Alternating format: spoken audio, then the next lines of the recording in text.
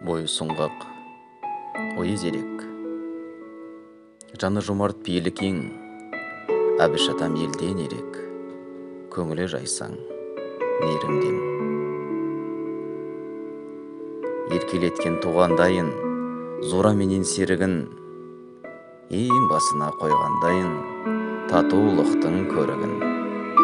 Отбасының тәрбиесін құлағына сіңірген, шуақ шашқан жан дүниесі тәлімінен білінген. Қанаттыға қақтырмай, тұмсықтыға шоқтырмай, асқан белес саңғырдан, аялаған Злиша мен Зураны ұясына қондырған. Амандығын білемін деп, қыздарының алыстағы, құрт ірімшік май арқалап, талай әкеп табыстады. Керушеді ат терлетіп, бірге туған әбіш пенен Сары.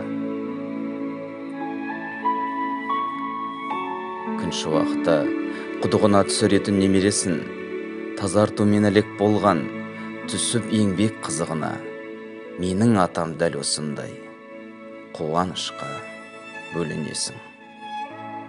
Адалдықтың хақ жолында туын ұстап парыз еткен, пірадар деп ағайындар аталғаны аңыз неткен.